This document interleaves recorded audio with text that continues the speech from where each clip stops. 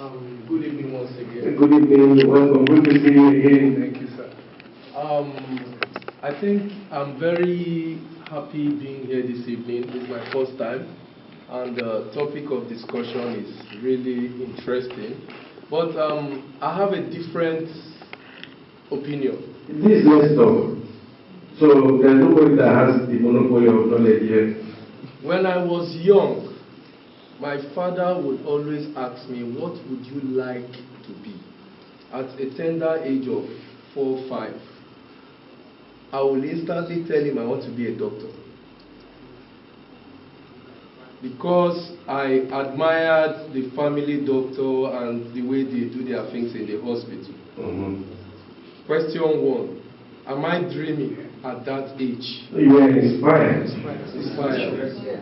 Does it mean at that age that I know much about being a doctor? It is not every meeting that results in pregnancy. Okay. Fine. You were using pregnancy so yes. You have to understand this is basically, very basic. I want to add on to that. Okay, yes. Let my brother here understand that we are relating it to pregnancy. Yeah. To start with. Because now we are trying to understand the relation to pregnancy from the lectures I'm getting. That's right. If you agree with me, because you may not agree with me. Yeah. So if I am to relate what my brother here is saying, that he was telling his dad in the past that I want to be a doctor, right? It's just because from what you explained, you used to see a doctor and you used to admire his making, his making. And that's what the inspiration I'm trying to explain here. Yeah. So it starts right from that point. What you admire, what you admire is always what you want to be. That's and right. to me, that's inspiration. Yeah. And that's what led to your dream. What is leading to your dream, sorry. So which may lead. Now, let's start putting some definition there. That may now lead to your dream. Yes. See, hold on. There's a hand there. Let's say this voice. It's good to break the masculine domination. In connection with the same thing and the same pregnancy, as an example, he said you are inspired when you have a conception, right? But to confirm that you are pregnant, you have to have the signs and symptoms, just like what was saying. Yeah. So you have the signs, symptoms that confirms that you are pregnant, and that gives you the consciousness that I have a dream. I want to become a doctor.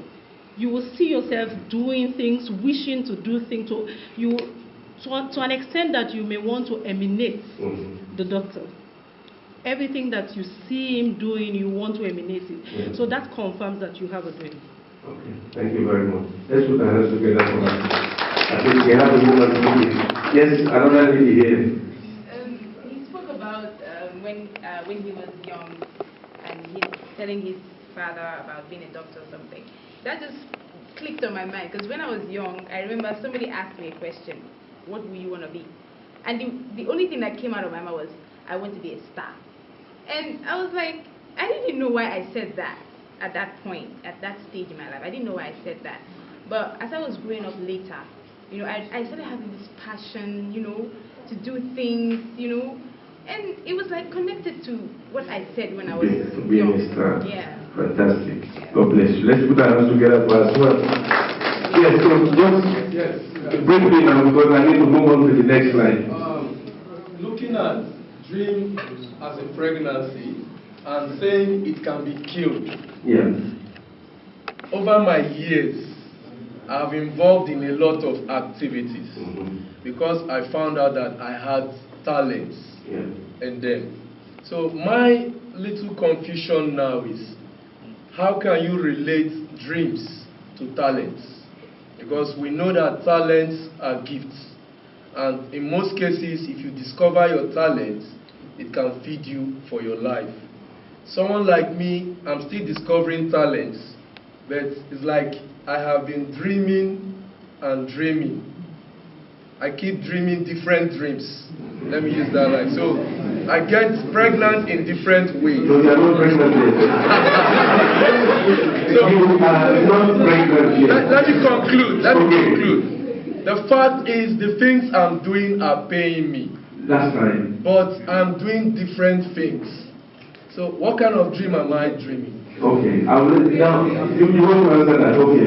Let's hear Brother to speak. What I want to say is that your dream is the tool you need to realize. The gift, sorry. Your gift is the tool you need to realize your dream. Gifts are very, very important. And so you need to guide your gift. Those are the symptoms, the signs of your pregnancy. Yes. You need to guide your gifts to attain your aim, which is your dream. And so you need to know that what I have, what can I do with what I have in order to become who I want to be. It is very important for you to work at it, or else your gifts can be all over the places, using your energy for so many things. So you need to be aware that you want to go to point A, and this is what I have, like a rod in the hands of Moses. That rod was not for anything done to perform signs and wonders. So that's the gift. So you need that rod to become what you want to become. But on the second note, can I also say that for some of us who are old, you can always become who you want to be at any time. You may have dreamt that you want to become a doctor. It's not too late. I say to young people, whatever you do now that is earning a living is a preoccupation for your real occupation. Your occupation is your dream. It's not just working and collecting salary at the end of the month. That is you living a dream life. Or you becoming what you said you want to be. And I relate this with Joseph. The guy knew who he was going to be. That's my conclusion. Okay. Thank you very much. Thank you everyone for that wonderful contribution. Yeah, I just want to chip in something there, and that is that you said your gift fits you. You are settled. If your gift is enough to feed you, then you don't have a dream. Because you are just normal human being doing everything a man will do. A dream is bigger than salary. A dream is bigger than building a house. A dream is bigger than riding a car or a good car. Dream, remember, I said, when we are considering dream and likening it to pregnancy, I said dream is a life. Do you remember? Yes. Because it takes the whole of your being. And the only thing life will do is to give life to other lives. So until your dream begins to give birth to other lives, it is not yet in the making. Okay, so no dream, no conception, no birth. So you just live normal life.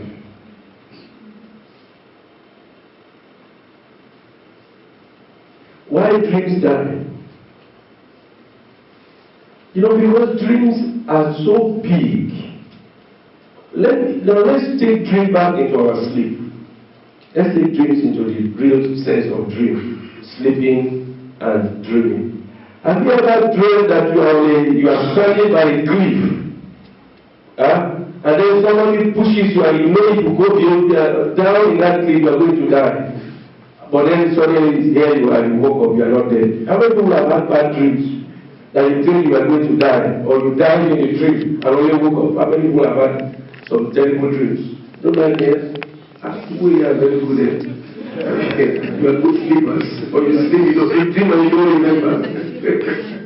Now, what happens is that sometimes in dreams, the things we see look very unreal. They look as if they are imaginable, they cannot happen. Isn't that so? As a dream. Your dream must be bigger than what you can do. It must be bigger than what you can handle. That's when it becomes a dream.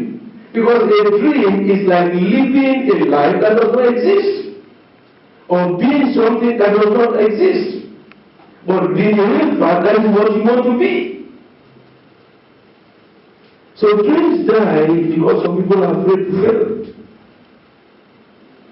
They keep dreaming of it, they keep thinking of it, they keep working on it, but somewhere along the line, the fear of failure catches up on them, and supposing I start, and it doesn't work. It was like when I wanted to start Let's Talk years back. I started at a time when I was in debt of some millions of dollars. My pocket was low, and I had to start this work. I had fears whether I would do it or not, because I knew I was going to pay the hotel, get people there to take some drinks, and I went to the hotel, the Carnival Hotel. I met my friend. I said, I want to do this program here. Can I do it and pay 2 weeks after? And she said, you don't have a credit line with us, you can't do it. I said, but I know you. He said, yes, so secure it for me. You know how long I will pay. She said, well, that's okay. This is just for you, eh? Don't try it again. I said, don't worry, just do this once. Just this once. You know, that was something bigger than me. That was something I could not attain. And mind you, that day when we had it, some people came there with envelopes to give me. And I said, I'm sorry, I didn't do this because I want to use it as a means to raise funds. I did it because this is what I have a desire to do. For close to 7 years now, it's been on, and God has been sending help from among you, the people who are seated here. It's some of you who are seated here that pay for this place. Now, after I ran it for a number of years. So if your dream does not take something from you, it's just a pastime affair. It's a game. It's a game. So fear of failure, we all enter through it. We all have fear of failure. But until you confront those fears, you cannot move beyond the point where you stay. Discouragement and intimidation. When you hear stories of people who have failed, what happens to you? Huh? How many people who want to marry but are afraid to get married today? Both male and female. Huh? They want children, but they don't want marriage. Why? Fear of failure of marriage. Discouragement from experiences. You know, it's always a dream to be married. Not so. It's a dream. So, opposition is also there. You know, you go and tell some people that you think can help you. This is what I want to do. And they tell you, has anybody ever done this in your family? Do you have one money you keep in one bank that you are going to use? I think you are not serious. You are just looking for somebody to swindle. Don't come to my office again. They stand right there and say, you can, if everybody is doing this, not you, you can never walk. And some will go even to the extent that when they see you making progress, they start working against you. You know, I learned a very good example in the book of Ezra, when Ezra led the team to rebuild the broken walls of Jerusalem. And the opposition came and stood against them. What did they do? They arranged themselves into teams. There was a team that was watching to see the opposition when they are coming so that they will attack them back. Even the people building, the bricklayers, they were building with one hand, and with the other hand, they held their weapons. And that's why I'm not afraid of opposition. And you don't have to. You just have to prepare yourself. Prepare to handle them, because they will come. There is nothing you do in life that somebody will not oppose you. So if you think life is just a bed of roses, getting married is easy, it's not easy. Having children is easy, it's not easy. Having dreams in life is easy, it's not easy. If it was that easy, then everybody would have become somebody in life. Some people are so people-friendly that they can't take decisions unless everybody agrees with them. It's a trait. It's a personality trait. But as much as it's good, it has its own bad side. Because it will never allow you to stand on your own. So even things that you want to do, because A does not agree with you, B does not agree with you, C does not agree with you, it's like, can I really do it? Well, let me see, maybe I'll convince them sometimes later. And then you keep waiting. People's opinion don't really help you. They can only guide you to do the right thing. When people tell you, I don't see you doing it, it is up to you to prove it to them that I can do it. People who are doing it don't have two heads. They don't have four legs. They don't have two hearts. The same heart that beats in me is what beats in them. The brain, they have five senses, I have, they have. And if I agree to you have the Holy Spirit with you, then you have six. So you are better. Activities of mockers. How many people don't like to be mocked here? So people don't like to be mocked. Huh? It's all part of life. These are things we need to learn and live with. When people mock you, if somebody is complaining and grumbling and fighting, and you say, "Why?" He said he was mocking me. The question is, where is it on your body? Show me. You know, when you slap somebody, it leaves mark. But when you mock, where is it? Huh?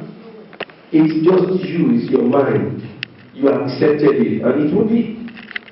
Whatever you take in is what affects you. The things you don't give room to in your heart does not move you. So you mock me from Wednesday to tomorrow that my leg is like this, as long as I can walk, I don't have any problem. Or you tell me I have bent neck. Let it be bent to ceremonial, and as long as I can get to the gamma, I have no problem. So but we care so much about people's opinion, how they mock us, how they oppose us. It is your responsibility to prove to them that what they are saying is not so. It's up to you. Nobody will do it for you. If you don't stand to do things by yourself, nobody will do it for you. Laziness. That's the pain of so many young people. The greatest undoing among young people.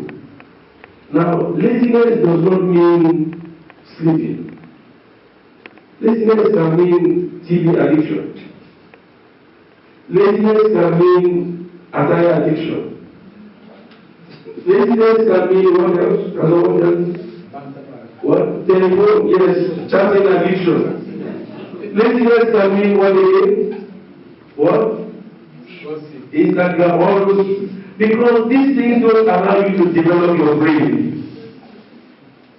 They're just for pastime. Whatever does not allow you to develop your mental capacity is robbing you of the future. Because your tomorrow is based on what you feed here today. Your mental capacity is what determines the level you get in life. Jesus Christ, he looked at the phone, he picked up the Bible, an old Bible, and he read from it. He said, "The Spirit of the Lord is upon me. He has anointed me." He started reading now, it is purpose in life. The knowledge of it must be there. If that knowledge is not in you, you don't build up the right capacity, you just be coasting along with everybody. I have one funny experience that I used to look at. For if you've ever been to Lagos and you get to where people are rushing to enter a bus, or sometimes it could be very crazy in Lagos, and it's just one small entrance. You have about 15 people trying to force themselves into that entrance that can take only one person. So in the course of it, some people are actually lifted up. Their legs are not touching the floor because people have squeezed them. And you know, as the crowd is moving, they are also moving. If you happen to be one of them, when everybody leaves, what happens? You are moving. So if you allow people to carry you, and the people that carry you today, what will they do? When they pull back, you will fall. So it's better for you to stand on your feet. Empty talks. People are just talkers. Tomorrow, by God's grace. Next year, by God, they talk big, just talk. Talking does not get you anywhere. It's what you do. What brings respect is not talk, it's what you do. When people know you for talking, the moment is coming, what will they say?